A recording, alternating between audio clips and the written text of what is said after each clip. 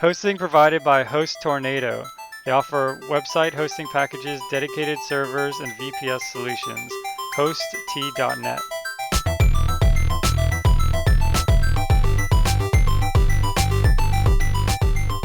Programming Throwdown, episode 21. Mailbag? So, this is a pretty exciting episode, mailbag episode. One quick thing before we get started, if this is your first time, if this is your first episode that you've listened to a different episode. So basically, this is, we've accumulated a lot of questions throughout the other episodes, and so this is our chance to sort of answer a lot of those questions and sort of engage in a dialogue about that.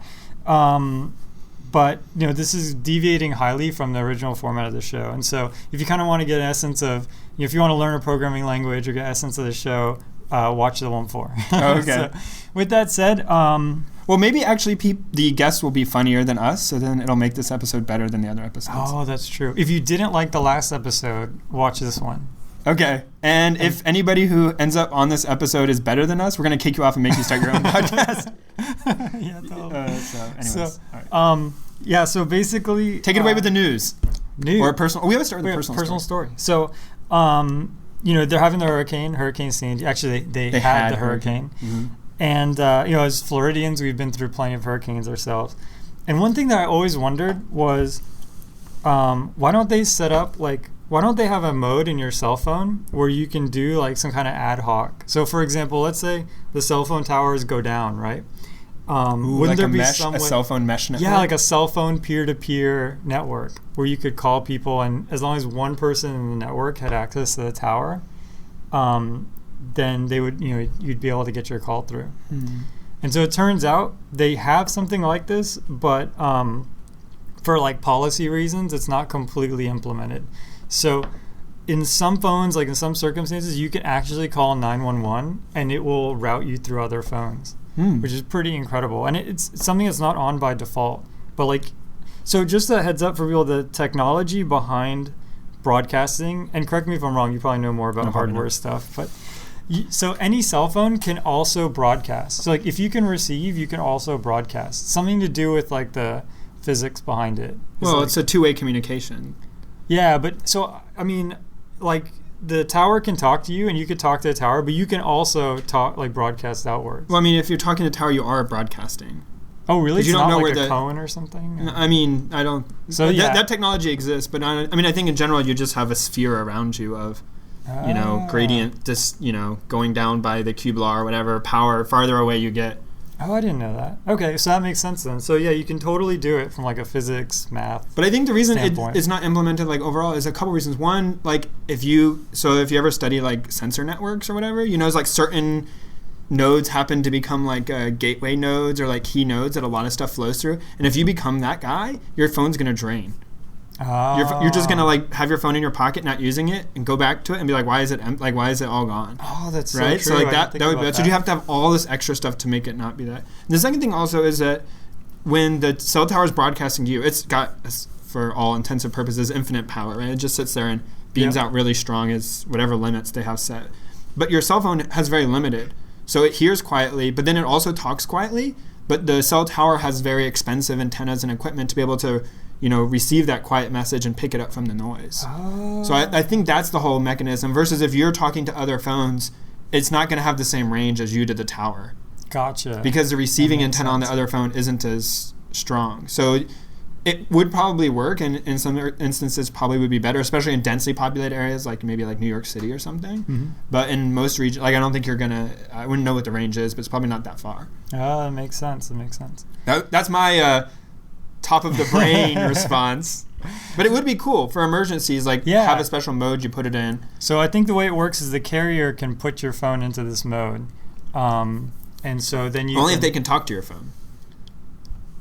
Oh yeah. So how does that work? Oh, so I guess you have to get put into this mode before a disaster or something. I'm not really sure. It's interesting though. I guess it works for hurricanes. They anticipate the disaster coming. Yeah, for earthquakes it might not work. One of our listeners is pointing out Batman. Yes, this did happen in Batman. Did it really? It's totally awesome. They subverted the phone network to detect where everybody was. Isn't that one of the movies? Did you see the? Oh, we should say spoiler alert. Sorry. Oh yeah. Well, That's there a you really go. old Batman. But it's okay. Oh, it's the original. Oh, then totally cool. Everyone's not the seen new that. one. Yeah. Right. So the do you see the Die Hard? What is the last Die Hard? It's like the Die Hard and Never Stop Dying or whatever. I don't know, some cheesy name. But in the last one, they were going around trying to catch this hacker, and the terminology was like it was like palm forehead the whole movie. It's like they've gone into our interwebs and they're stealing all the webs. There won't be any webs left, and it's just like, oh, come on.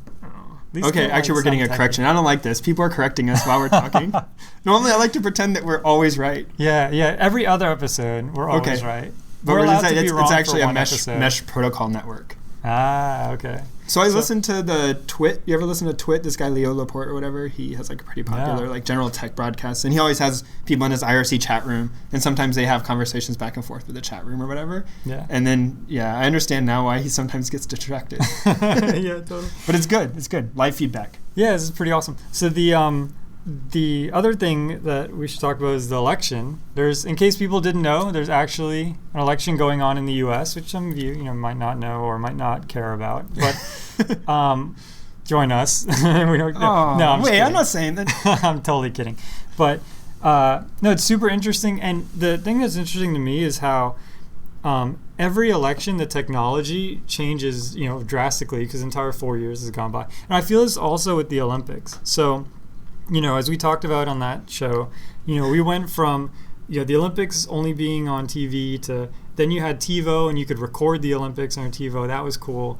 And then it was starting to get on the internet. Like NBC had this deal with Microsoft where they had like some of the Olympic events there. And then now with YouTube, this time broadcasting the entire Olympics. In certain countries. Yeah, in certain countries, yeah.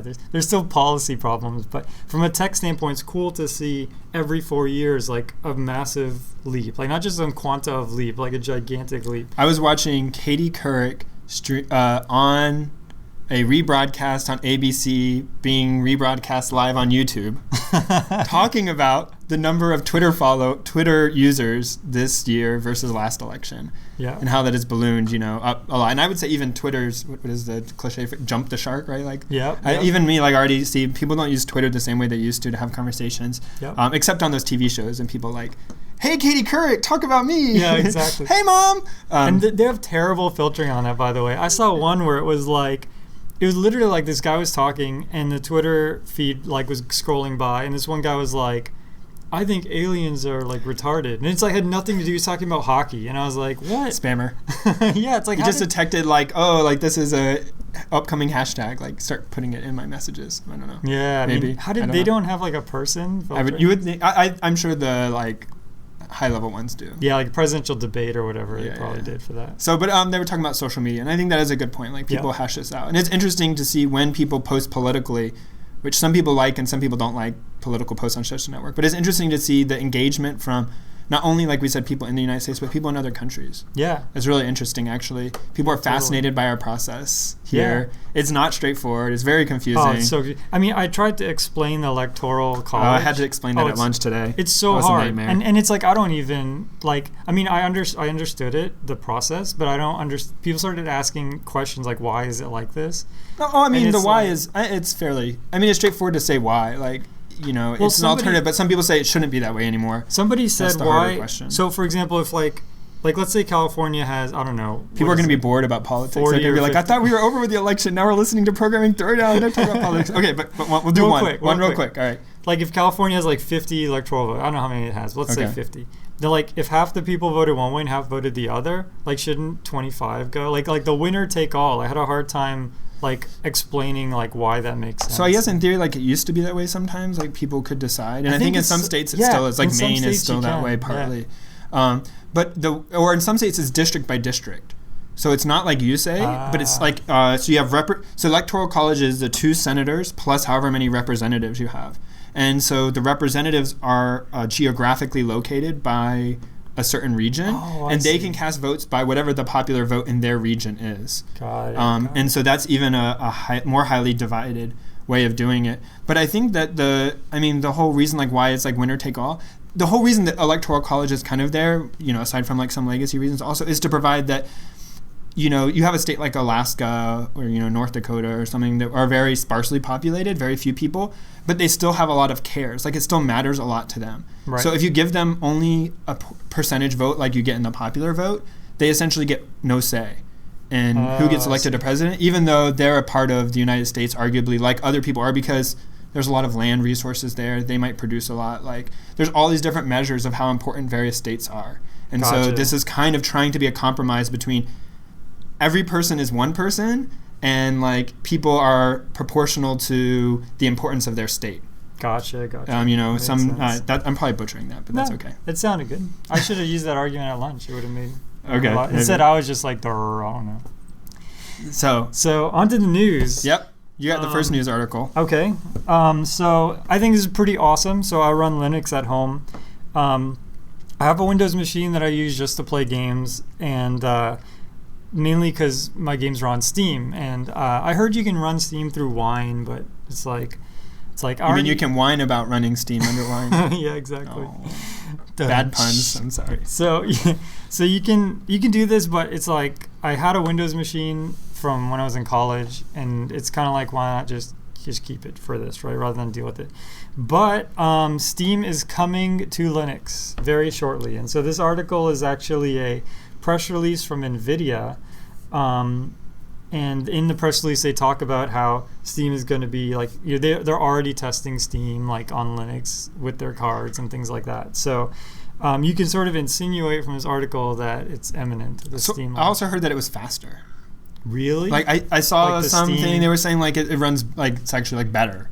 Yeah, because I have issues with Steam. Like now, granted, my computer is rather old because it's old Windows box. But sometimes if a app or if a game on Steam decides it wants to update, like it'll, instead of updating in the background, it'll just lock my Steam. Like I can't do anything with it. Yeah, so yeah, maybe they. No, it'll be great. I mean, it would be nice. The big hindrance to using Linux or everything is this, right? Like a lot of the applications and stuff, just don't work very well or aren't supported at all. Yeah, and so as that becomes less of an issue, so I think things like also the Humble Indie Bundle, which we've talked about several times, and their big thing is it has to be cross-platform to be there. I believe that's like one of their things. Like it has to be on every platform to be featured in one of the bundles, and I think that's really good. Like having developers kind of address this, and then also like as a buyer, like if I buy that, then I'm less locked into what. So it's not just DRM. So Steam has some DRM issues, and now that they're going cross-platform, maybe some of that will be a little bit better. But there's the DRM locked in, but even non-DRM, you can still be locked in because of what the only system that supports the games or applications you have. Right. But as more are available across platform, then I'm less locked in, and I can move back and forth how I want. Yeah, like imagine, when Windows when Windows 98 came out, it supported USB, and Windows 95 didn't. That was one of the big changes. And so, if something like that happens again, and if all your games are on Steam, and now Windows 8 comes out, Windows 8 supports some hardware that you need that you can't upgrade. So if you end up in this position where like you have to upgrade your computer, you don't want to be forced to upgrade into Windows. Like if you have the opportunity to upgrade into Linux and keep all your existing apps, like that's going to be very enticing, Yeah, I mean, this is a whole like shift in the way we purchase things. So it went from scarcity, right? Like I buy bread, then I take that, those atoms and molecules home to my house, right? And like this is the scarcity thing, and not to get into economics of it, because don't know anything about it, but it's just like now we have less and less of that. Like we buy things which are digital, which are okay. I mean, that's pretty straightforward. But then things like Netflix, like I pay every month, but I don't really own anything. If I stop paying, I lose, no matter how much money I've spent total, like I lose all of that the day I stop paying.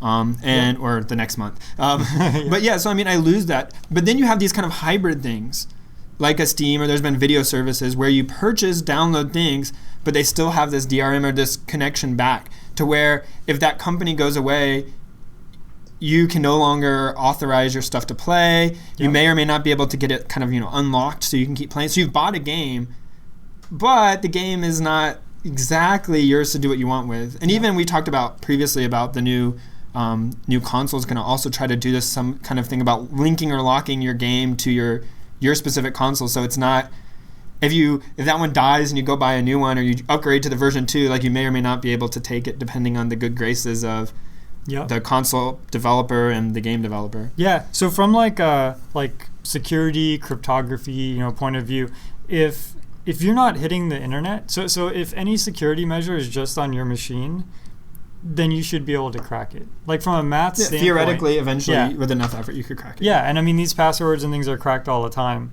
But as soon as you make it to where you have to transfer some information to and from the cloud, then you can end up in a situation where you can't crack the password, at least not easily.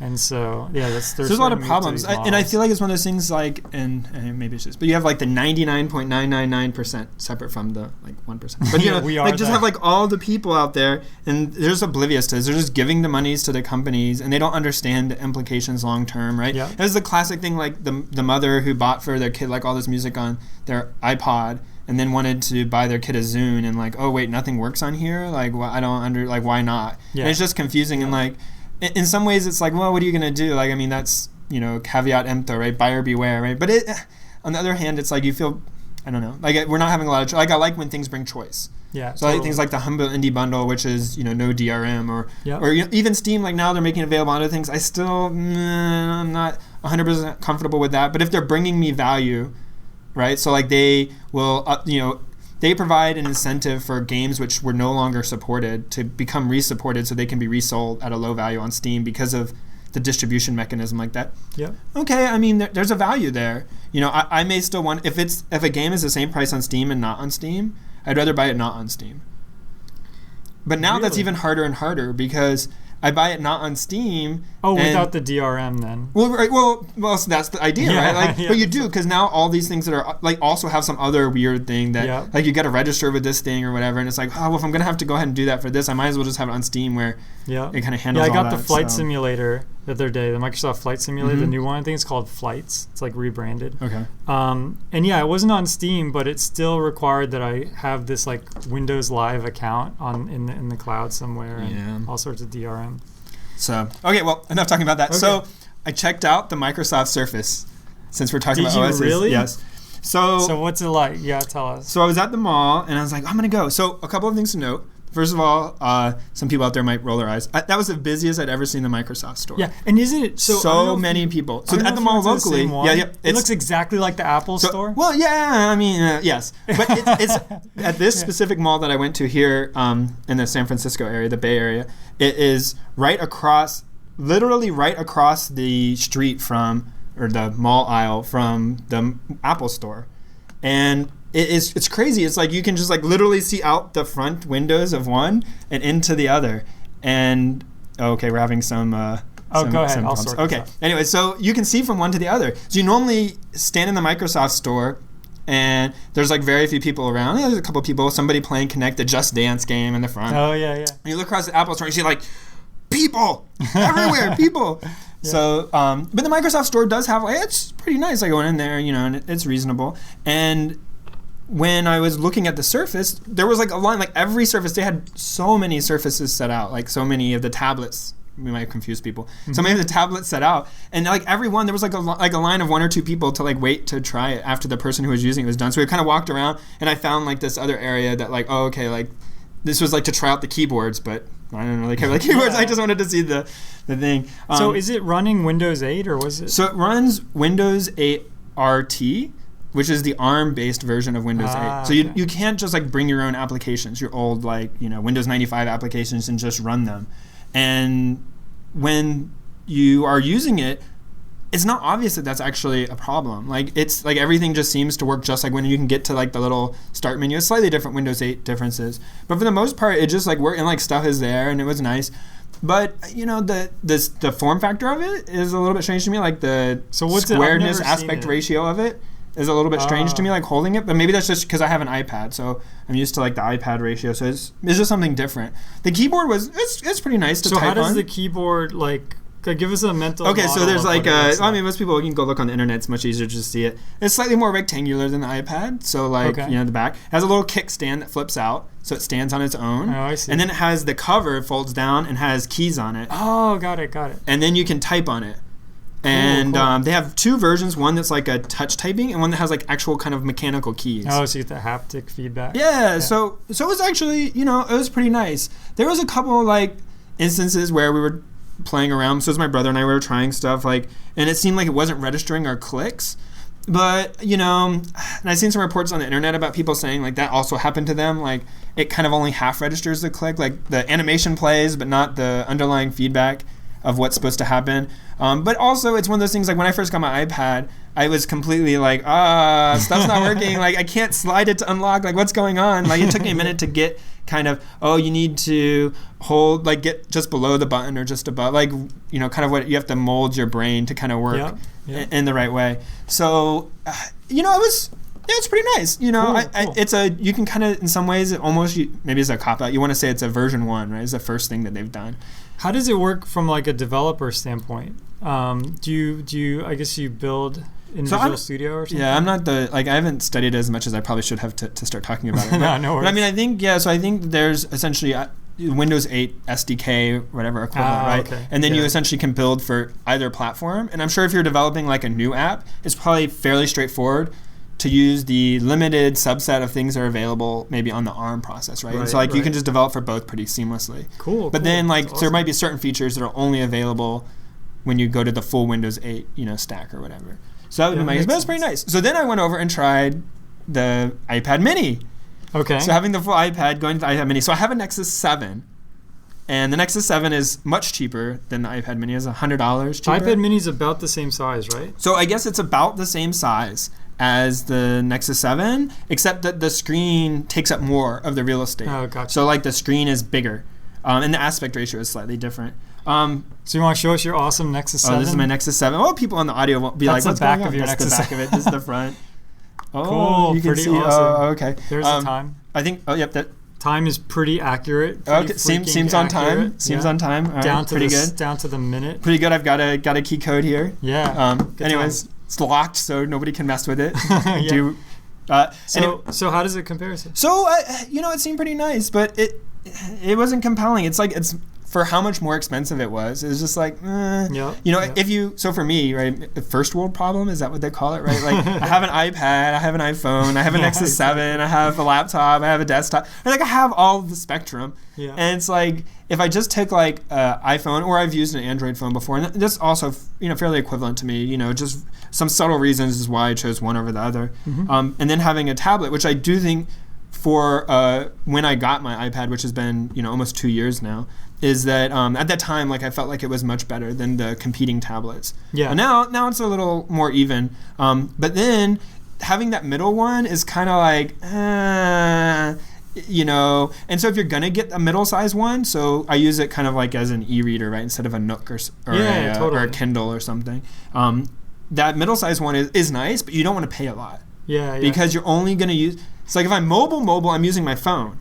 If I'm relaxed, at home, I'm using my big screen, my tablet. It's much better for web viewing. Yep. So it's only in the car, at the airport, right? Like a few, taking it around to work meetings when I don't want to have to carry a big, that kind of stuff that the middle one fits. The thing that's kind of funny is I've sort of seen over the years our transformation. So I remember I was thinking, I'd never really use a smartphone. And now it's like, I chop off my arm before I'd give up my smartphone, And then it was like, an iPad. Yeah, you remember or debating. a I remember debating getting a smartphone. I want to pay data plan and have the internet. It's so expensive. Will I use it?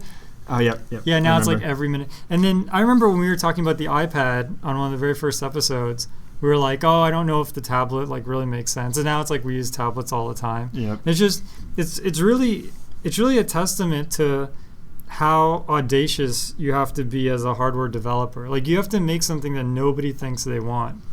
And then convince people they want it. Yeah, and then have people's lifestyle adapt in a way that's that fits that device. It's really amazing that any of this stuff gets as widespread as it is.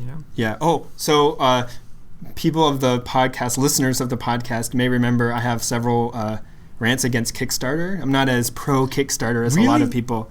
I thought you were super pro Kickstarter. Really? I get accused of being anti-Kickstarter. I remember you ranting about. I'm kind of I straddled the fence. Okay. So I did see which it's anecdotal, right? So it's not proof. But they had this really awesome iPhone dock. I think it was called the Elevation dock or whatever. Okay. It was this really slick machined iPhone dock. It's like really easy to put your iPhone down in, and it would charge it. It had like an audio out port as an option. It was just really, really nice, like really high-end design, right? Yeah. So you would have bought it like over 12 months ago. And it was supposed to ship, I'm going to mess with the exact dates, I don't have it in front of me, but like April, right? So it didn't end up shipping until like only like 4 or 5 weeks ago. So like, let's call it 4 or 5 months late, 6 months late. On top of it, you would have paid a fairly good price. I believe like the cheaper ones were, still like, I want to say like $75 type of range. I'm probably wrong on that. Yeah. But that kind of range. So, that's pretty nice. But, it's nice, right? They didn't end up shipping, which could have happened at any time, but they delayed. They got way more orders than they thought, whatever, right? They delayed. It was a very profitable Kickstarter. They sold a lot of them. And then right before, when they finally shipped, some people got their docks literally the day before they got their iPhone 5s, which changed the dock connector. Oh, no. Are you serious? Yep. So some people were getting them who bought iPhone 5s. Well, arguably, if you're buying a nice dock, you're you really like the iPhone you're using, you probably upgrade. Yep. And then like you're buying it and it's like obsolete. Oh, it's like, man. So I saw that. I felt so dock? bad for this. Yeah, so they changed the dock connector in the most recent one. I wonder why. A lot of reasons, but we won't get into it right now. I mean, it makes sense. I'm not faulting Apple for doing it or whatever. But just another one of those Kickstarter things. You're not buying it today. You're pre-buying something that's going to be made. Then it might slip. And then you finally get it. It's like... it's already obsolete. Versus like, if you knew you were going to buy the iPhone... and you saw that in the store, like let's say, the Target or Walmart, right? You knew you were gonna buy the iPhone 5. You might wait before buying it because you know you're gonna buy the new iPhone, and there's rumors that it might be changing. But back when people bought this thing, there were no rumors that the iPhone dock would be changing. Yeah, totally. Or I don't think so. Anyways, you have to invest so far in advance, and technology changes so quickly. I'll still go for board games though. Board game Kickstarters, pretty timeless. I could get into some negativity on that too, but really? I have the one I ordered. It did turn out well, and it is nice. There you go. Which one did you order? What is it called? For the Win? Oh, I haven't heard of that one. For the Win. So it's like a abstract tile laying game about pirates, ninjas, zombies. Amazing. And one other. What is the monkeys? Amazing. I think. And so it's the tile abstract thing, and you play. Each one has like a special effect and allows you to flip over the tile or not. Awesome. And so it's kind of it's pretty good. Nice. And it was a good deal. So I've enjoyed that. All right. So is it time for viewer questions? I think it is. Let's get to viewer questions. So we had a good response. We had a lot of people sending questions. Yeah. Thank you guys for the questions. Pretty awesome. You have high quality, great questions, and sound effects. Pretty awesome.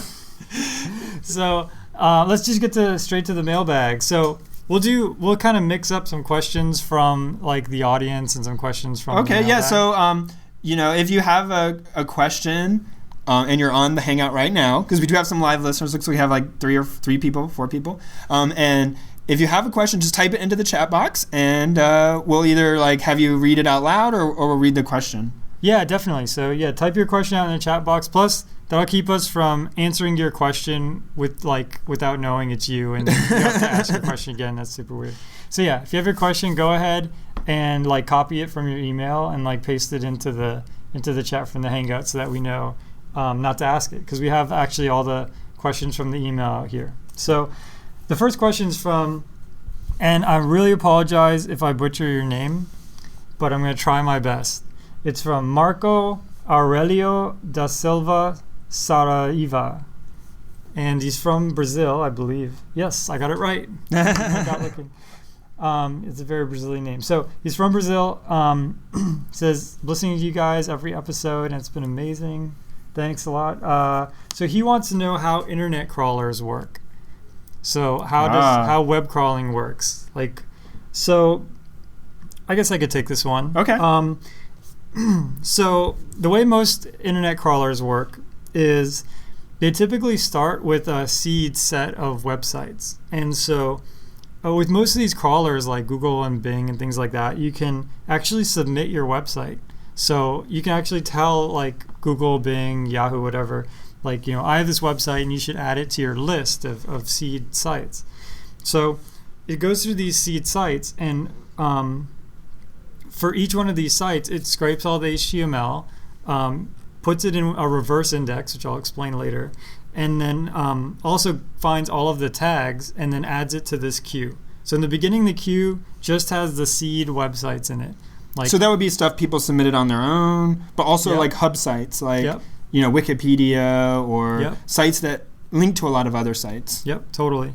So so it'll have like, Wikipedia, AOL.com, Yahoo.com, etc. And so you can imagine this queue that has all these websites on it, and the system will go, it'll pick one of the websites off the queue, and then it'll store that HTML somewhere, and any images and things like that. And then for all the links, it'll add that to the back of the queue. And then it'll keep pulling web pages off and then adding more on. You can imagine this queue getting really, really, really big. Of course, there's all sorts of what's called stemming, which is, for example, let's say you're, you know how sometimes you go, like on YouTube, for example, you go and you search for something and there's like a million results and you could just keep paging through, right?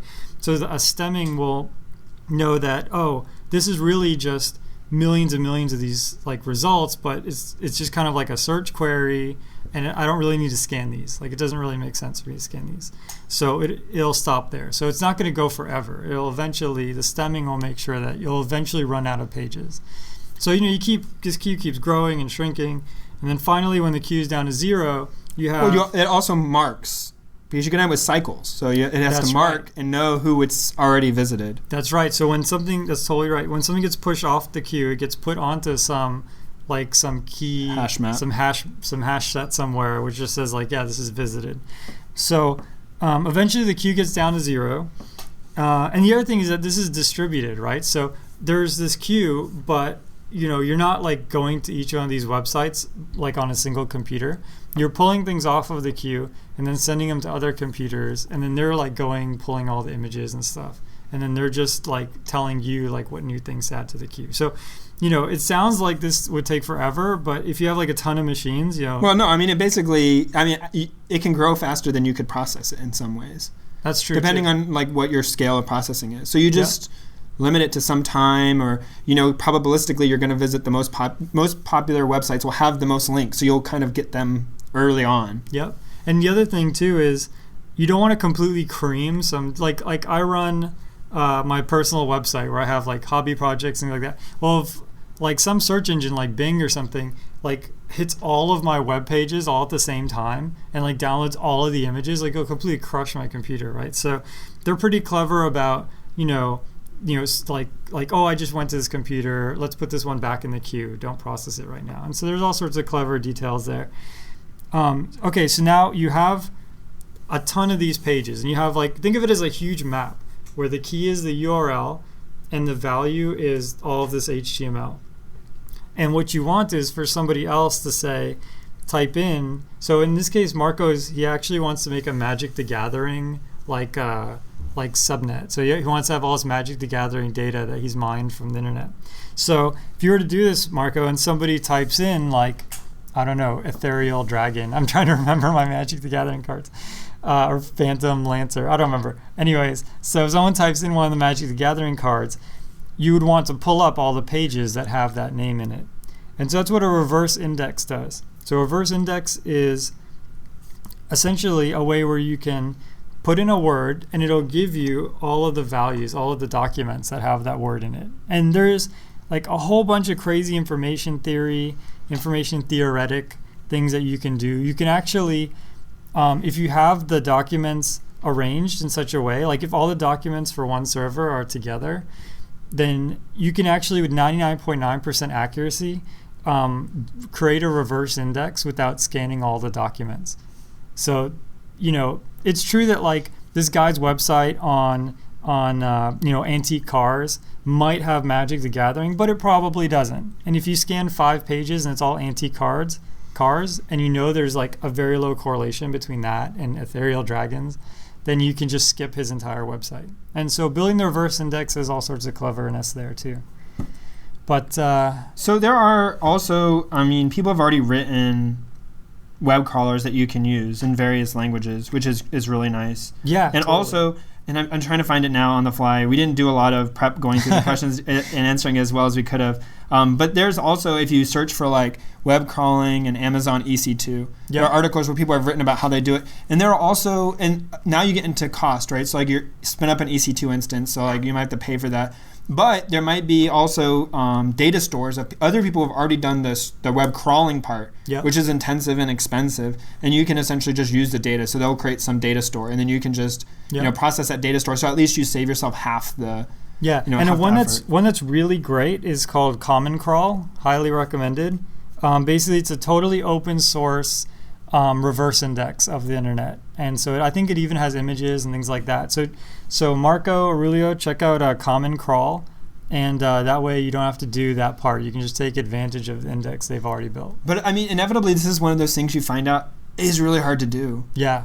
Like it's super hard. super hard. Like, and if you look at like Bing or Google or Yahoo, right, and like how much money they're spending like trying to do this quickly and accurately, because websites change and they go down and links come up and links go down, and it's just it's a really, really big mess. And so a lot of time and money is spent by really big companies to do this really well. So depending on what you try to do, sometimes it is not feasible for an individual, without a good profit reason for doing it to actually do it.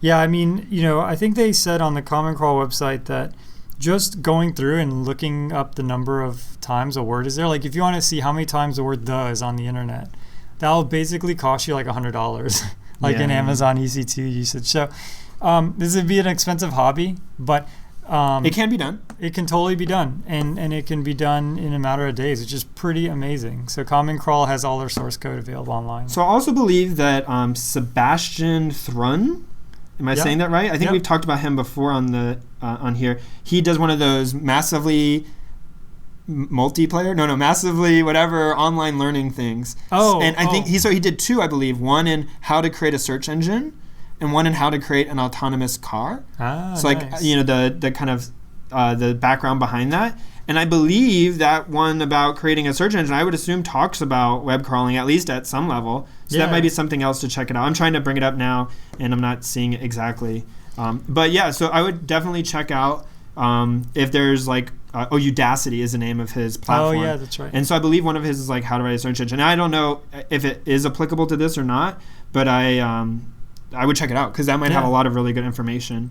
Okay, cool. So let's take one. Yeah, let's take one from the. Here we go from our live viewers. And I'll read it off and you answer. Okay, all right. So, this is a great question. So this is from Aaron Chapman, and let me see. I actually have this Chapman. He's from Eastern Alabama. So hey, Aaron from Eastern Alabama. Cool. So it says, I love everything Apple. I've written 5 iPhone apps on the App Store, study Objective-C and Cocoa Touch constantly. And I find it difficult to continue doing this because there's no one near me that's interested in programming.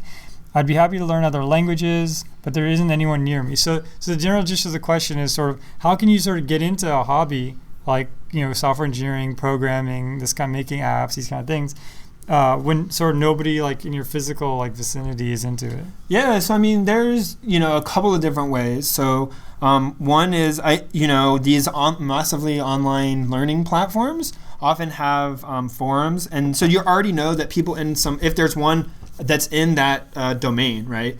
That they're like iPhone development. I'm sure there's probably some. You'll probably find that there are people there who are also posting in the forum, and just kind of like start chatting with them. If you have ideas for things, try to say like, hey, I have this. I'm sure there's an area devoted to like, hey, like I have this idea. Like anybody want to, work on this with me or whatever. The other thing I would recommend is trying to find open source people doing something similar. Totally. So for mobile development, it's a little hard because the open source thing gets a little touchy depending on exactly what you're trying to do. Yeah, like most open source people want to write tools and libraries and things like that, whereas like most apps are kind of end products.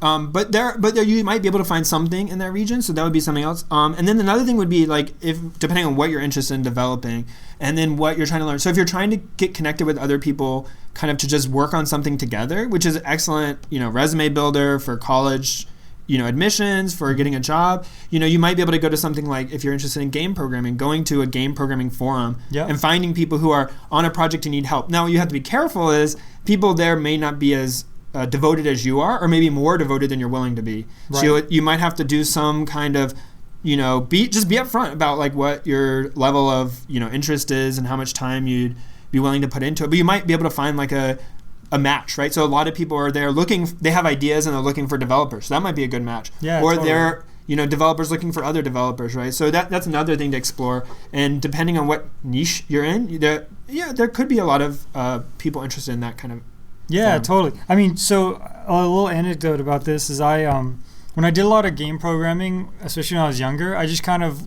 went on my own. I didn't really like go to forums, didn't really pay much attention. So because of that, I wasted a lot of time. It wasn't wasted because it's kind of valuable, but personally, but as from a purpose of making something, it was kind of a waste. Like I spent all this time, dealing with writing things to a file and reading them, whereas like I could have just used protocol buffers or thrift like we talked about in an earlier episode.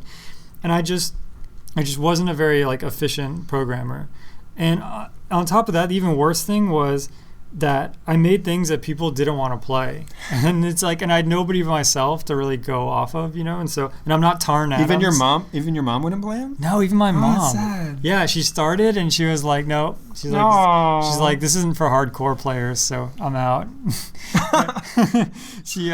But no, so it's like I'm not Tarn Adams. I can't just like make genius like by myself. So it turns out that when I started getting into like 3D modeling and more artsy side projects, I got together with like Pixel Junk and some other forums, and I was kind of like sharing pictures, and they gave me a ton of feedback. I'm like, oh, you're doing this totally wrong. Like you're using this kind of, like I was using an iconosphere instead of a UV sphere, and then it became really hard to texture. And they were just giving me tons of feedback. And that is incredibly useful. Like now I feel like I can make 3D models like really well.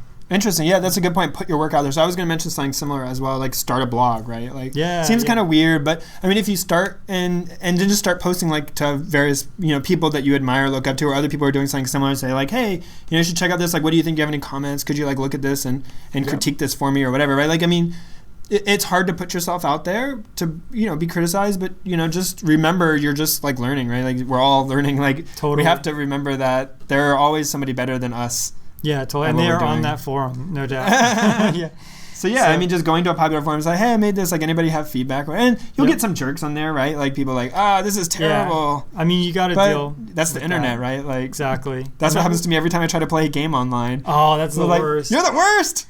I was playing Defense of the Ancients, which is known for having like big time like trolls and trolls and things like that. And somebody told me the other day that like I should kill myself because like I wasn't doing well in the game or whatever. And like of course it doesn't matter. But like I just for some reason it like resonated. And I thought about it and I was like, like this person like they'll just say absolutely anything. Like they don't really like. It's not even like I don't think the person like what he's saying is even going through his head. You know what I mean? Like it's going through a part of the brain that just like blurts out. You know what I mean? Like doesn't actually think about it. That's a shame. So you'll get all kinds if you go to forums, but a couple of forums I've been to. I've been to TIG Source, TIG Source, which is a game developer. Yeah, and they also have artist forums there. If you're into games, that would be also really like the independent, but also the ones where they do like 72-hour thing, right? Like develop a game in 72 hours, right? Yeah, totally. And then you submit it and people review it. Like they have a judge panel or popular vote or whatever, and people will give you feedback, right? Like, and that's the other thing too is you realize, wow, this guy made an entire game in a day. And I like got my code to compile. Ludum Dare. Is that what it's called? That's Ludum right. Dare? Yeah, check that out. So you learn a lot of really interesting things from that. So hopefully that gives you some advice, Aaron. All right, so I had another question here. Okay. So we'll try to respect the names that are in here. But hi, my name is Brian from the Detroit area. Nice. I love the podcast. Okay, maybe we won't read it sounds like really like self-patting on the back when we read the quote unquote air quotes Brian, aka Jason. No, we're just kidding. Okay, so his question isn't really about technology, but he's asking for our opinion. So he's in high school. He's got a good GPA, and he's got several friends who aren't really doing well with all the pressures of doing school. And he's doing research, and he discovered that the current school system is meant to prepare the students for, basically a factory job. So this is like I've seen videos about this on the internet, like where, this was meant to be a trade. We would go to work in a factory, get a pension, retire, right? Like this whole thing. And then that paradigm is changing. The 9 to 5. Yeah. And like, they were meant to learn this way because this is the way the factory was. And now we're knowledge workers. Yeah. This is different. You'll hear that term. So it says, this worked perfectly for my grandfather who worked in a factory. But seeing as there are no more factory jobs, at least in the United States, should it still really be set up that way? And should schools change to follow what occupations people will actually follow? So this is something I'm actually like really interested in. So having a young daughter, I'm interested in what should I save for college? College is going to be really expensive by the time. Is college going to be different? Should I just not bother? What should I encourage her to do? How should I help her? And I think there's a couple of things you have to balance here. Well, I guess I should have given this to you to answer. Sorry. No. Because I read the question. We'll trade It's off. okay. So I like this. I'm glad that you're passionate about this question. Yeah. So there's a couple of things you have to balance. So one is when you're young, you often don't know what you want to be when you grow up, right? So I still don't really know what I want to be when I grow up to some extent. But, when younger you are, if you start too early, you're siloing people, right? Yeah. And then true. people kind of get too far into something before they realize it's not what they want to do. And then it's hard to switch. Because if you switch, you're giving up years of, experience in that thing that other people have and you won't have. And actually, so having a family from Europe, most of my cousins, my parents are originally from Europe. I noticed that they do this much earlier in Europe. So very early on, even as early as in what would be middle school over here, you pick a discipline. And I noticed as a result that a lot of my cousins from Europe who also study computer science, because we're kind of like a nerd family, I guess, it's in the genes, but they're extremely good at like math and theory and computer, science, things like that. But they don't really have like that creative, like the very broad creative, like they don't know the things that we know about, like psychology, sociology, all these like gen ed, I think there is what it was called when I was in college. They don't have the breadth that we do, And so I think it's actually just a great thing that we don't specialize early. So but there is still like another aspect of it, which is, so you have that, right? It's like specializing and it is an issue. Then you have another, which is the way, like different people learn different ways, right? Mm-hmm. And so a lot of this is hard because it's a chicken and egg problem, right? So companies are set up to hire college graduates, or take like a highly skilled knowledge-based job, like going to work in Silicon Valley for a large, let's say Yahoo. You're going to go work for Yahoo, and since programming throwdown, maybe we'll pick a programming company, totally. Software company. So you're going to go work for Yahoo. Yahoo is set up to hire people out of college, right. Even if they've been in the workforce a long time, like they'll still assume they went to college at some level, or have a really good professional background to hire them. Yep. And then colleges expect people out of high schools, and they expect them with a certain amount of level. And high schools expect middle school and on down. But as you're growing up, if you're going to go to college, and college is a certain way, the high school has some obligation to help you prepare for a college that's of that type. Yep. So, things like, people might learn better by, different methods, or going online, or playing games, or watching videos. But if that's not an option for you when you get to college, now it's becoming less and less of that's a problem. But if you can't learn that way and get what's accepted of society today, the high school has failed you in some way, right? Because you're not prepared to go into college and learn the way, like learning how to learn. That's what you hear it, and it's cliche, but like, you're being taught not the skills, but learning how to learn, so that when you get wherever you're going, you'll know like how to figure out what to do. Yeah. And so you have to balance that other aspect of it. And, some people may learn really good in the current system, and some jobs are necessary to do that way. And it is also important that we educate a large population to a certain level, like, to have a good, learned citizenry. And so that's important as well. But, going forward, I think we are going to see changes. We're going to see shifts in how education's done and what's going on. And until then, we kind of just have to sit tight, because big changes, are also dangerous, because although you may really like the idea of, just going out and doing your own thing instead of going to college, at this point, like, you could do well. Like, I know people who have done well doing that, but you can't really recommend that, because it's not, we don't have a lot of statistics on how well people who do that do. That's the thing. And the thing is, with the exception of people like Steve Jobs and things like that, but for the vast majority, chances are when you finish with your schooling at whatever level it is, you're going to apply for jobs. Now, if you're this entrepreneur like Steve Jobs and you're willing to go broke to like try and start a business, things like that, then it's sort of a little different. But for most people out there, even Steve Jobs worked at Atari for a while before he started his own business, and he was in college, in and out of college during that time. So a lot of businesses, they get thousands of, like Yahoo probably gets thousands of applicants every day, maybe millions, right? Who knows?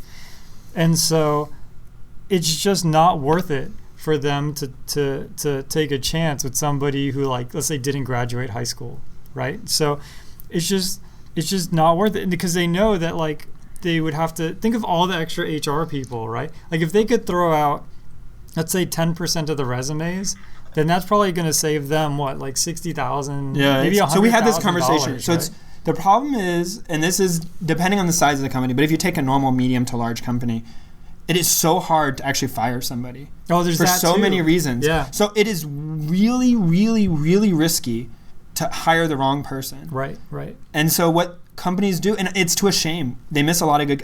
We were having this conversation the other day about test anxiety, right? Yeah. So like some people just have interview anxiety, and it's a shame, but that company just can't. There's another person where that one came from. Right. And somebody may look down the line and say that person went on to become the next Steve Jobs. Like, you should have hired them. Maybe, but at the time they're probably making the right decision by not, because totally, they got to go with. In some ways, they're missing out on the best worker because they have to take a worker that they know will fit. Yeah. And that's changing some with remote working and people able to do other stuff. Yeah, you can set up a presence online, which you couldn't do before. Yeah, you can prove, like, here I have a portfolio of stuff I'm demonstrating. Yeah. But at the same time, if you have that much initiative to not go to college and to do really well, like, and still learn, you probably don't want to go work for one of those big companies anyways. Yeah. So, but I'm a big proponent of apprenticeship. Like, I think that would be really awesome and a good thing, right? Which is basically, instead, you would go to college, but college would be much more limited, maybe online, general education type, a little bit of specific. But then instead of all that money being spent, to be taught, you would go apprentice with somebody. So people would offer themselves up for apprenticeship, and they would be trained as mentors. Apprentors? I think mentor. I don't know what the. Okay, I'm master. I think a master. Maybe master. Okay, anyways, whatever, right? And so, like, you would be able to find one and, like, oh, I want to be a software engineer, and you would pay him. Why? Because he's going to teach you some of his secrets. Yeah. He's going to be less efficient because he has to teach you. But you're going to work alongside him. And in some ways, I think that would be better. But in some ways, if you go back and look at what apprenticeship was like, maybe we ought to be careful and, like, indentured servants. And well, basically so I read a little bit about people becoming, like, chefs. And so, like, you start off and, like, you're doing, like, you're, like, scrubbing mushrooms all night long for, like, weeks. Then you're, like, you upgrade to, like, peeling carrots, for, like, months. And then, like, you get to, like, dice something, and, like, you keep getting yelled at by the chef and working horrible hours. And you do this for, like, years in the hopes that you might get a chance to, like, demonstrate yourself. Yeah. I don't know if that's better. Yeah, like, that's pretty rough. Okay, so, yeah, there's a balance, like everything, and we need to explore options. But I think for now, in the short term, I don't see any big changes in the way companies will do hiring and stuff. And the other thing, so the email seemed to indicate specifically, like, schedule. Like I remember, when I went to high school, it's like when I was in high school, I walked uphill. So this is no joke. I had to get up at 4:30 in the morning to catch, because so real quick anecdote, I went to this kind of special school. The way my area in Florida was set up was they had special schools for people who had special interests. So, like, my interest is engineering, so they had an engineering school, and anyone within, like, I think it was like 50 miles or something, could go to this school for free. They would bus you and everything, like, as long as you had, like, certain aptitudes. So I went to a school that was super far away. The bus only picked up like 6 people, and I had to get up at 4:30 in the morning to get there by 7. Right? It was crazy, and I don't think I've ever woken up at 4:30 since high school, like, ever. So it's true that, like, the schedule, starting at 7 is kind of, as computer science, we were kind of used to just getting up whenever, starting whenever, and it's like, and then going, working our time. It's hard, right? Maybe I'm getting older. It's self-control, right? Like, it builds character. But yeah, that's the big thing, is I think that it's a combination of two things. One is school is as much a social, like learning platform as it is a way to teach you algebra and geometry and these things. So the fact that you're all in it together really means something. And I got a lot out of just being in a room full of people who are all doing the same thing. So I felt like that was like one thing that I'm thinking of right now is I made a calculator program which could do like the quadratic equation and things like that. I think you told us this story, but yeah, go ahead. Oh yeah, briefly. Real brief. And then the teacher. Maybe you just told me. I don't know. Possibly. So the teacher, she realized we were doing this. She realized I'd given the program to everybody, and she, made us all wipe our calculators before every test. And then of course I wrote that program again, and then I wrote a program that looked like you were wiping the calculator, but you weren't. It was pretty awesome. Little arms race going on there.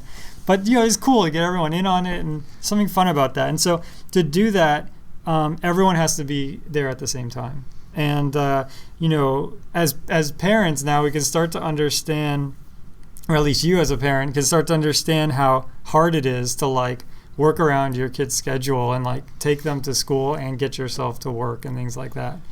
So high school schedule, the whole school schedule. As a receiver of that schedule, it sucked. I hated getting up early and things like that. But now I can sort of understand why it is that way. And, it's, Brian, it really sucks getting up early. But then you can go to college in did he say what year he was? No. No, but at most 3 years from now, you'll be in college and you can set your own schedule. So. I feel it's like the angst, like when you know something better is coming and like you can see like we can see now colleges will change, like they'll change, but you're not sure quite how they're going to change. There will be some people who will take bold steps, and down the road will be praises heaped upon them as pioneers. But there will be a lot of people who try crazy things and kind of fail, and you'll just kind of forget about them. But their lives might be. What is that called? I don't know. There's like a name for it, but basically like the personal risk to you is like very high. So like if a huge amount of people try crazy things, some people will succeed, and then you have survivorship bias. Like those are the people you'll remember, but there'll be a whole bunch of people who fall by the wayside as kind of crazies. Totally. So there's a risk. But yeah, we feel you. I remember that. Yeah, it was rough. It does get better. All right, so here we go. You want to read this one? Sure.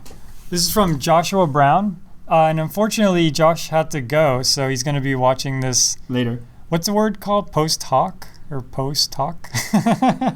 He's going to be watching this later. But his question is, I'm just learning programming using your recommended Learn Python the hard way. My goal is to integrate Circos into Solus OS as a file manager. What sort of language should I be learning after I master Python to accomplish this? So I actually looked this up. Oh, okay, good. I was about to say. No worries. So yeah, I found this question kind of interesting because I didn't know what either of those two things were. So Solus OS is a Linux distro forked from Debian. Okay. So effectively Debian. And Circos is a pretty cool visualization library written in Perl where you give it some XML in a certain format. It digests the XML and produces some really beautiful pictures. I'm on the page now. This is cool. Yeah. So the short answer, and then we can always jump another, more detailed. But basically, the Circos accepts XML, and so you can use any programming language you want. So there's XML writers for just about any language.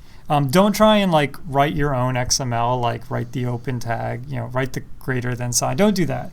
There's XML writers. If you're using Python, which you said that you're studying, you can totally use Python. There's an XML library you can import, and it's pretty awesome. It lets you write XML. I've used it before. It's great.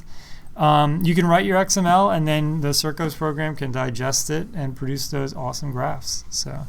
Yeah, I mean, I think part of learning programming, and this is something I struggle with, but is struggling to do things in the programming, the thing So everything's a nail when all you have is a hammer. Yeah, right. And part of what we talk about programming right now is learning other languages, but go for it. Try to, when you're learning a language, part of it is going for, if you only know one language, trying to solve something before you realize this is bad at this, and then you know what to go look for the replacement, what characteristics of the replacement should be. And if you know multiple languages, you can't learn what the pros and cons of that language are until you try to do something and kind of realize it doesn't really work for this. Yeah, or, it's really good at this, but really bad at this, right? And so, I think that's part of the learning is you kind of just have to go for it and see how far, see where you'll get stuck. Because until like I haven't done this before, like I've never integrated these two things together. It sounds kind of cool. Like when I looked at that website, it looks really nice. Yeah, Josh, real quick, sorry to interject. If you do this, let us know. We want to see it. And if it works on Ubuntu, even better. So yeah, I mean, like I think part of it is like nobody's done it before, so you kind of got to try something and then ask for help, right? Like and then be like, oh, like how do I do this thing? Like, oh, Python's not good for that. Like, oh, okay. And as you grow as a programmer, part of that is like doing that sooner, right? So like, you've talked about this with some of the machine learning algorithms, right? Like especially like AI stuff, about kind of pruning that tree when you're playing chess, kind of understanding this path of plays goes nowhere good. Like I don't need to go process the whole thing. Yep. And like part of it is learning as you program, like that's heuristics, like, oh, this language looks like it supports regular expressions really well. I don't care. I'm not going to use regular expressions. Or like, ooh, this thing isn't performant. It doesn't run really fast. But that's okay because I'm doing something only once. Like I only need to do this thing once. So that's not a huge thing for me. Yeah, totally.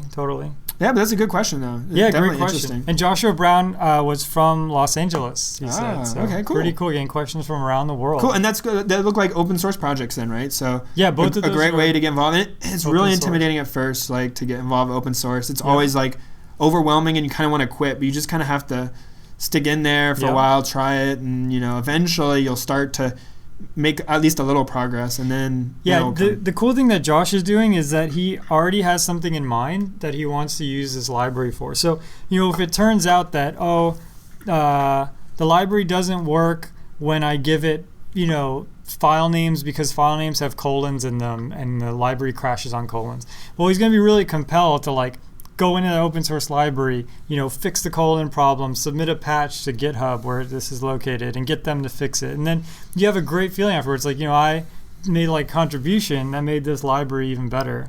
And so it's pretty awesome. It's a great way to sort of get started. Yeah, so as a slight segue, this is actually really interesting. So going from one company I was working at in Florida, which didn't do that much with open source stuff really, and very, I mean, didn't like encourage people to kind of modify the source and change something back to a company where it's actually been slightly a struggle for me. I've been criticized a couple times and also find other people doing it just blowing my mind, where it's like, oh, the library doesn't support this thing doesn't work, recompile it, change it, submit it back, like fix it. Like why are you like just changing what you do or working around it? Just fix it. And it's like, what? Yeah, exactly. Fix it? Are you crazy? Like, oh, and if you don't fix it, at least let them know. Like, you should tell that open source project, hey, I would really love to use it this way, and like, you guys should fix this. Yeah. Yeah, it's pretty wild. That's a good thing about working, I guess, out here in Silicon Valley is like people are more open to those kinds of things. Yeah, totally. I mean, Silicon Valley has this thing where, there's many startups. Like all these companies, like Twitter was a startup with like, who knows, 3-4 people, and then it grew, right? All of these companies started off very small. And so they're sort of indebted to these open source projects. Otherwise, a small team wouldn't have been able to start something that investors could appreciate. So because of this indebtedness, there's like this philosophy in Silicon Valley that you give back and that you keep a healthy ecosystem so that the next startup can get going, right? And so, and it's probably like that in other places besides Silicon Valley. Oh yeah, totally. That's just I can't speak to the other places because I don't know. Yep. So, do you want to read this one? Sure. All right. So, hey guys, love the show. Okay, was this you again? You wrote all these questions. So this is Mike from Virginia. All right. So, hey guys, love the show. Your discussion about the automated paper scanning to detect cheaters reminded me of one of my friends that is a teacher for an online school. She told me that they were looking to expel some of the students for plagiarism. They suspect the students are submitting the bare minimum to remain enrolled so they can collect the student loan money. Unfortunately, the teachers have to waste time dealing with these creeps instead of the actual students get less attention. I've heard of this over and over again from teacher friends and stuff. Really? I've never heard of this. Yeah, basically, like, it's really hard to expel students, and you spend way more time than you can really merit. And so, like, even people who are doing deliberately bad stuff or cheating or whatever, like, it's almost not worth your hassle. Just let it go. This is sort of a digression, so I'll keep it short, but the same is true with renters. So I have a friend who's renting his house to someone else because he moved, and the person just stopped paying their bill, like stopped paying their rent.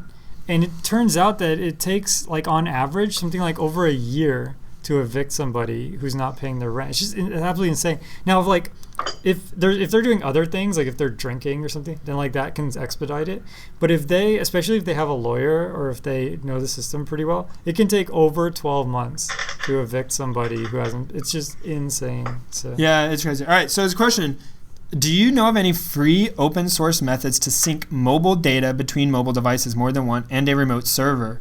He's using Air mobile app and Microsoft SQL on the server, but he's open to other options. Seems like everything requires big time customization to do conflict checking. So it sounds like what he's trying to do here, I would assume, is for an app he's developing. right. So trying to like have a remote server and synchronize. So I've not really done this before. So, Have well, you- let's talk about files first. If you want to do files, there's a number of options. There's like Dropbox, SugarSync, these kind of things. And those are pretty awesome. You can actually put a file in your Dropbox, and it doesn't exactly just show up magically in your phone, which I wish it did. It's actually a big complaint I have with Dropbox. You actually have to go in your phone and say, hey, sync these files. So if you add a new file, you have to, whoop, lights just went out. Okay, they're back. So you have to actually like sync those files. But once you've checked the box for a file, then any changes you make on your phone like immediately go to the computer. And so this works really well for a lot of, like, if you want to like make notes to yourself, things like that. With respect to actual data, this is kind of tricky, right? So the way most apps work is the phone might keep some local cached copy, but then it frequently hits the server, right? And so you might have some server that has one database, and then as the phone needs different pieces of the database, it can grab those. And if the phone needs to make updates, that's how, like, most apps work. In your case, it sounds like you want to keep, the entire database on your phone and on the server, and sort of keep the transactions in sync between the two. That's going to be pretty tricky. Yeah, I also don't know of. Okay, Yeah, so Air. Oh, that's Adobe Air. That's right. Yeah, Adobe. Mobile app. Okay. So I can't really think of anything off the top of my head. One thing you could do is you could have like a handshaking, like a negotiation thing. So basically, let's say you make the assumption that if there's a conflict, the server wins. So if you can work under that assumption, then you can have the phone and the server send messages to each other using Thrift or whatever. Maybe even Air has an RPC, like a remote procedure call framework. And so the phone would send a message to the server saying, hey, change this record, update this. Like a new student has a test. Here's the student and test and an essay or something, right? And the server can also say, hey, here's a student and an essay. If you get a conflict, like the same student gets like created with two different essays at the same time, you just let the server win. So the phone would just take the server's answer. And if the server gets a conflict, it would just throw out the phone's answer. You could probably code something like that. Yeah, I mean, so it's a little hard, I guess. The details are a little loose. But another thing which I've used before is cheesy, and people don't like it. But so if you have one account, one person should be editing the data at a time. And so if that's the case, you can just have a method for basically determining if somebody's currently accessing or modifying the data, and other people have to be read-only. Right. So then so essentially the server is only a server. Everything else has to become a client of some sort, even if it's on that computer. And when one is connected, until it either logs out or has some sort of timeout, everybody else can only be in read mode. Yeah, makes sense. And that, that also will prevent it. It's a little cheesier, and, people might not like it, but it is simple and straightforward. The other thing would be this is like general advice, I guess, when you come across problems like this is, really just working on the Google for a while and like trying to like search out other people have had similar problems, try ways of rephrasing it. I know, I find, and maybe this is not true for our listeners, but I find like people I know like in day-to-day life, like just aren't good at, so I say Googling, but I just mean searching, like Bing, whatever, Yahoo. It doesn't matter what you use, but like understanding like how to try permutations, state it different ways, because you don't know, like part of the hard part is finding out what the word is that most people are using, because it might not be the same word you're using to describe the problem.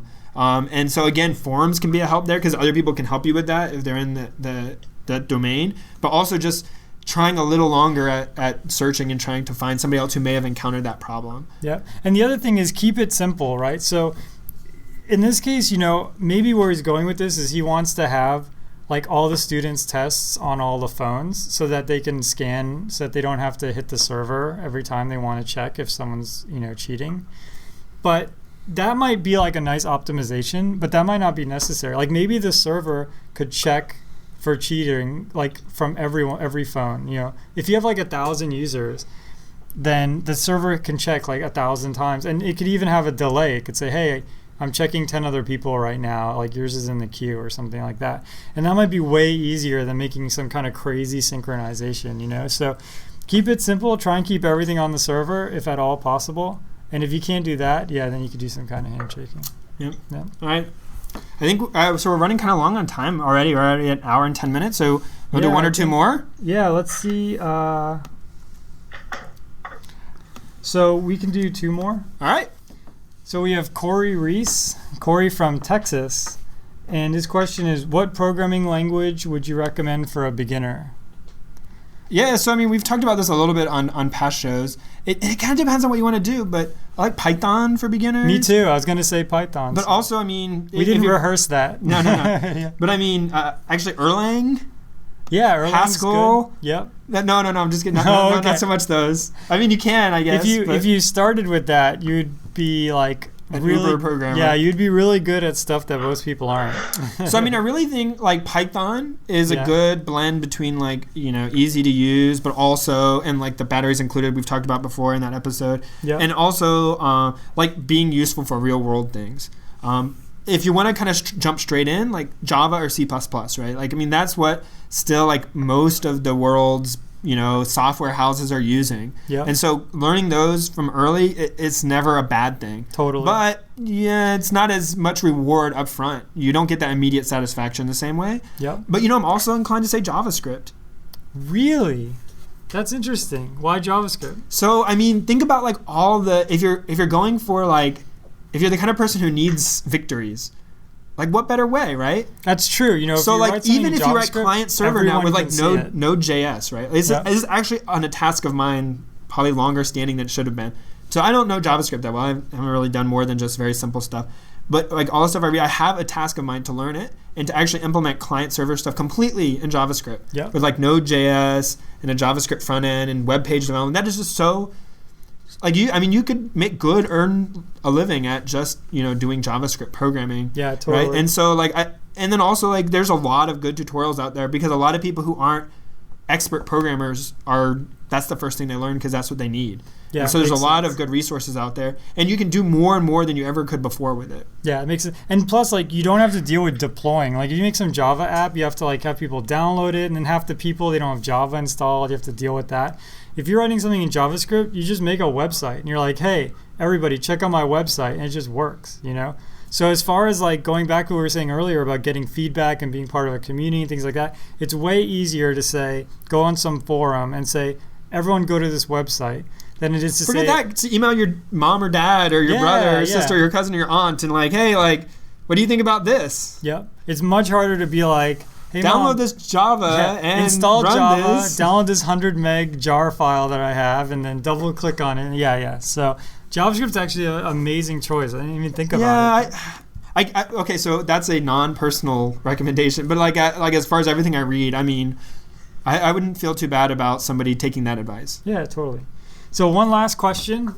This is from Joey Andres, and I'm using his email address to infer his location. His email address says he's from Alberta, Canada. All right. So we'll assume that that's true. His question is, he's a first-year undergrad majoring in computer science. He's starting to realize the importance of number theory and invariance. What path should he take to sort of to understand more about like the math behind computer science? So how can he get into sort of the theoretical parts of it? I think this is like the bowling ball is going straight down your lane. Dude. Yeah, this is a softball. Okay, so I'll totally take this. Great question, Joey. So yeah, the mathematics of computer science is super, super interesting. Number theory, of course, incredibly important. A lot of interesting things there. I would think like one of the best ways to get into this kind of thing is to get into complexity analysis, because that's something you're going to have to do a lot of anyways. Interesting. Mm-hmm. And that is something it's very intuitive. Like the way it starts is, imagine if you have like a list of, the way they do it typically is with sorting, right?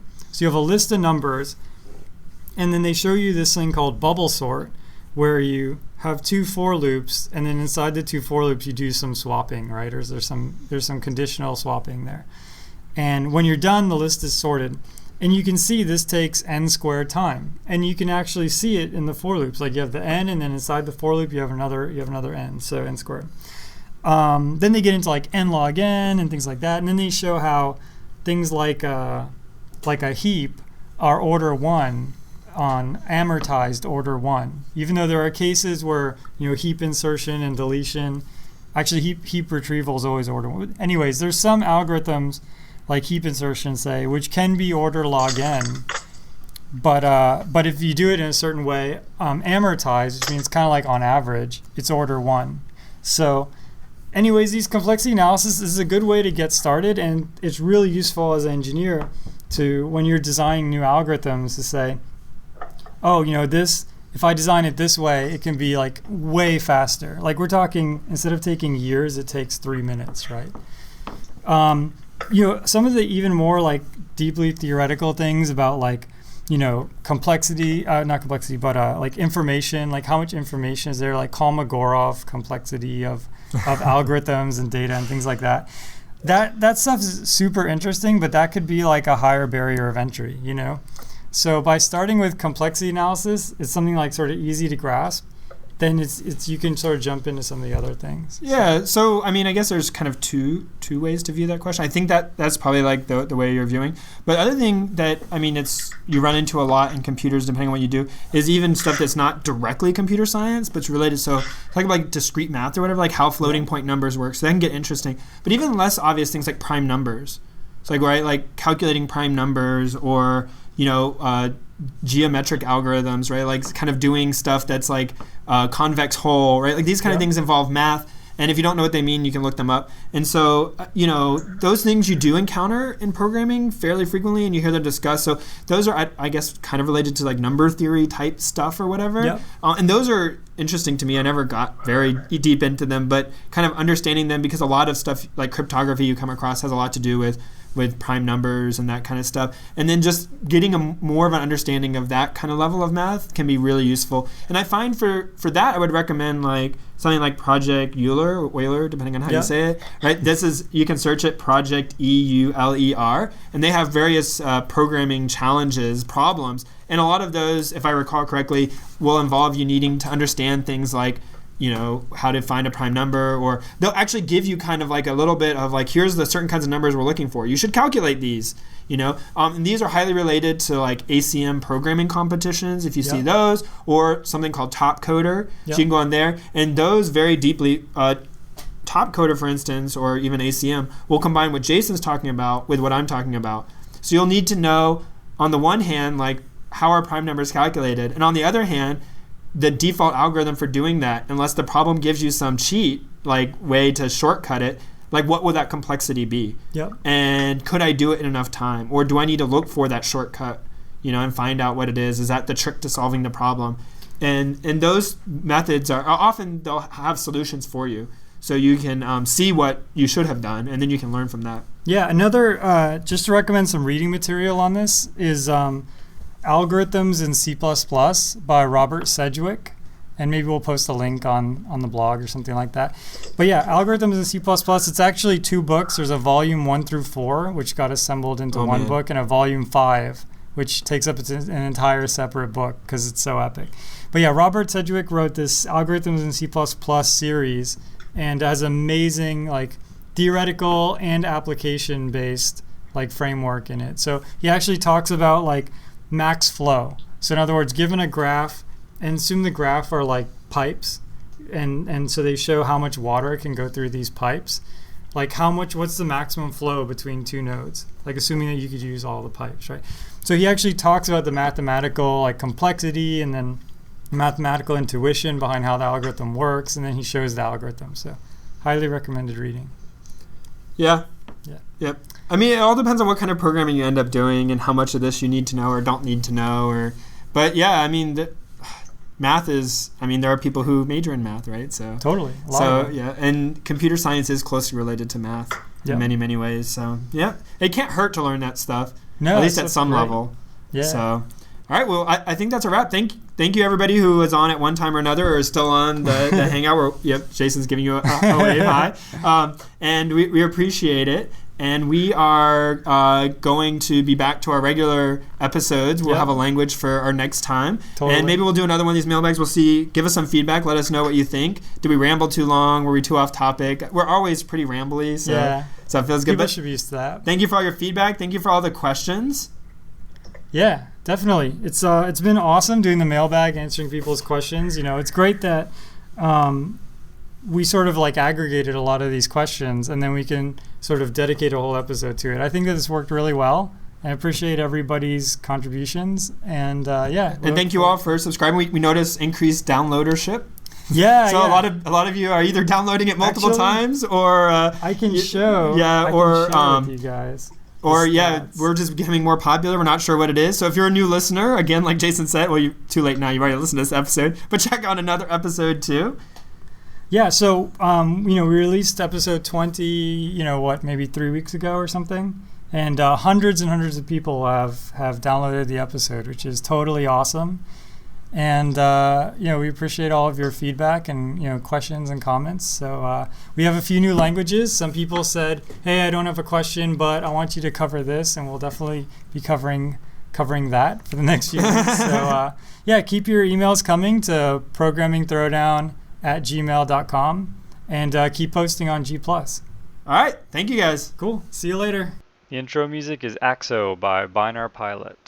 Programming Throwdown is distributed under a Creative Commons Attribution Share-alike 2.0 license. You're free to share, copy, distribute, transmit the work, to remix, adapt the work, but you must provide attribution to Patrick and I, and share alike in kind.